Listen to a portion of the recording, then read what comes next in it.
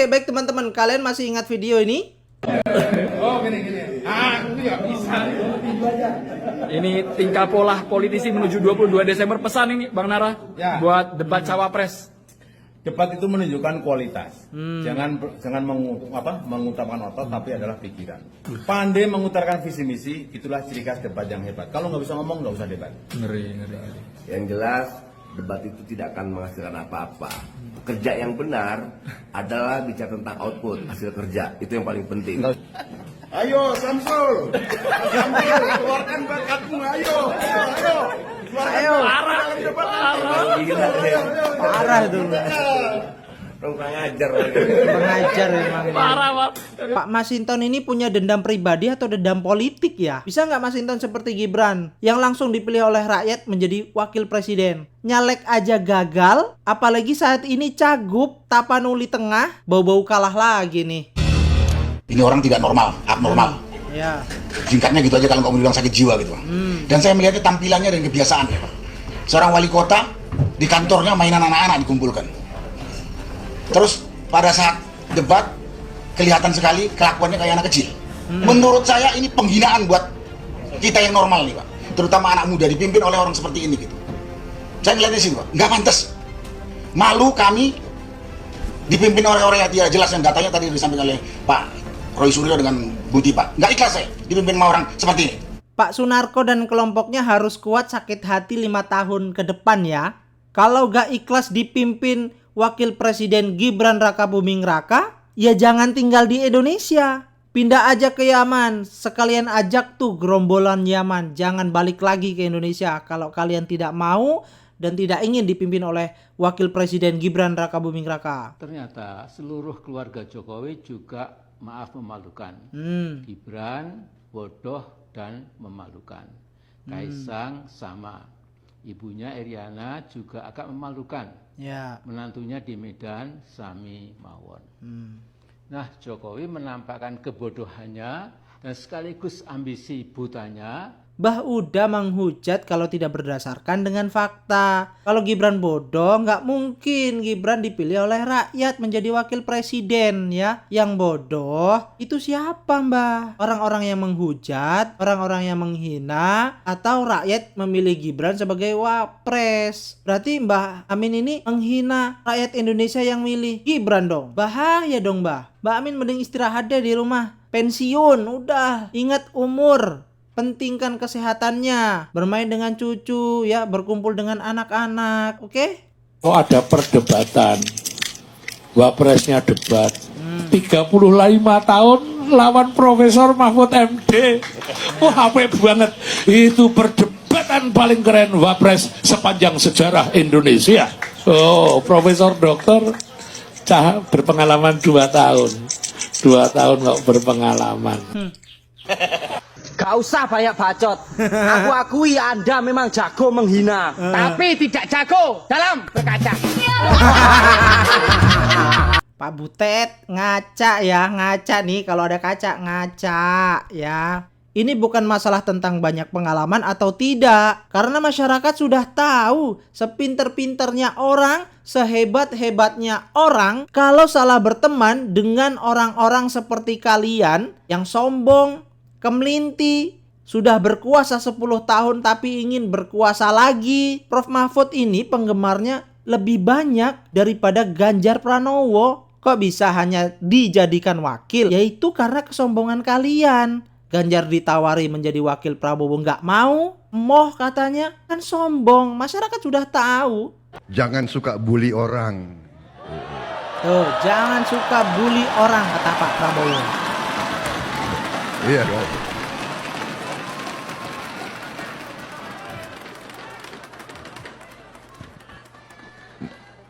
Mas Gibran suka diejek-ejek tapi malah kita lihat sendiri ya bagaimana beliau sekarang paten ya. Buat kalian yang paten nggak mengejek Gibran ini, paten nggak pilihan gue?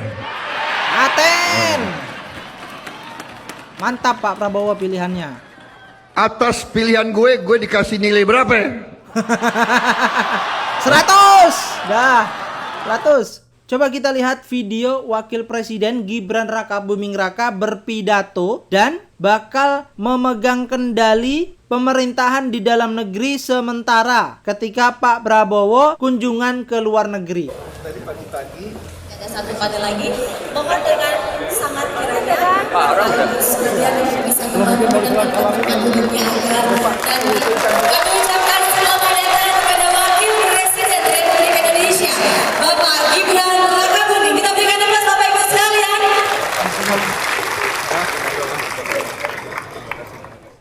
Assalamualaikum warahmatullahi wabarakatuh. Salam, salam sejahtera. Bapak Ibu yang saya hormati, sebelum kita tutup rakor pada sore hari ini, saya ingin mempertegas pentingnya sinergi antara pemerintah pusat dan pemerintah daerah. Ini di depan kepala daerah di seluruh Indonesia, teman-teman. Ngomong di depan begini itu tidak gampang ya, apalagi tidak bawa teks ini. Bapak Ibu yang ada di depan saya ini adalah orang-orang terpilih untuk mengelola negara sebesar Indonesia. Ini kita perlu kerjasama tim. Kita harus kompak. Tidak ada lagi ego sektoral. Forkopimda harus kompak. Kepala-kepala daerah ini terutama harus kompak juga dengan kabupaten, kota-kota sekitarnya. Sekali lagi Bapak Ibu, saya garis bawahi, tidak ada visi lain selain visi Bapak Presiden Prabowo. Keren, mantap. Tidak ada program lain selain program Bapak Presiden Prabowo.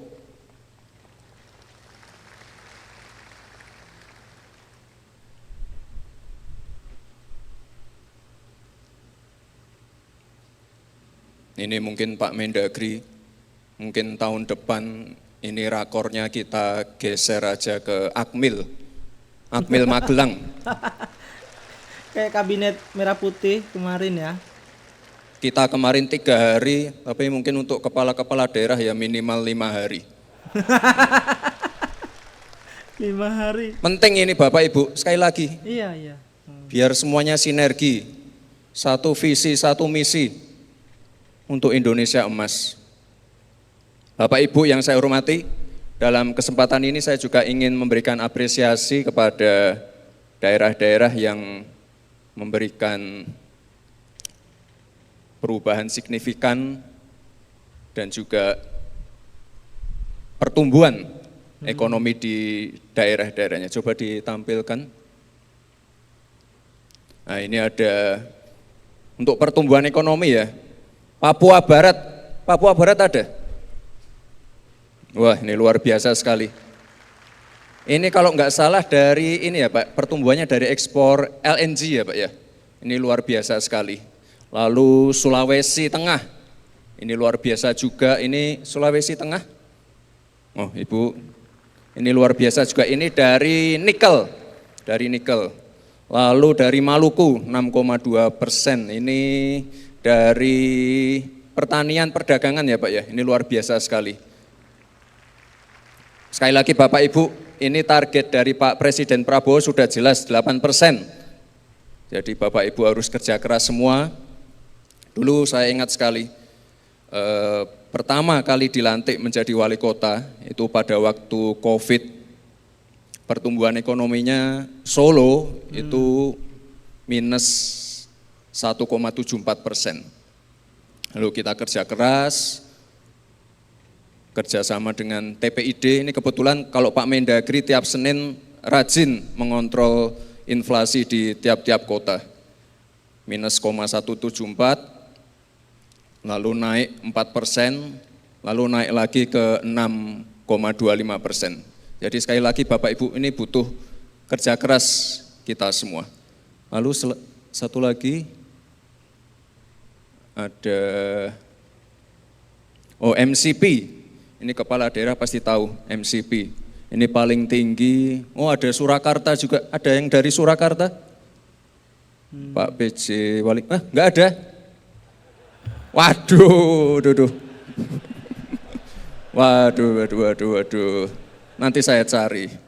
Ada? Oh, ada. Maaf. Oke, ini yang paling tinggi Bali, Surakarta, Sragen. Jadi ini penting sekali Bapak Ibu. Dulu juga sama, waktu saya pertama kali dilantik, Solo itu termasuk rendah, cuma 65. Lalu kita naikkan ke 80, 90. Ini penting sekali Bapak Ibu, karena Pak Presiden Prabowo menekankan untuk masalah pencegahan korupsi dan juga menutup kebocoran-kebocoran. Jadi MCP ini adalah salah satu indikator dari KPK, ini perlu diseriusi. Saya tidak akan menampilkan yang kota-kota yang rendah, tapi saya mohon sekali lagi Bapak Ibu untuk bisa belajar dan juga meniru kota pertumbuhan ekonomi naik sesuai target dari Pak Presiden.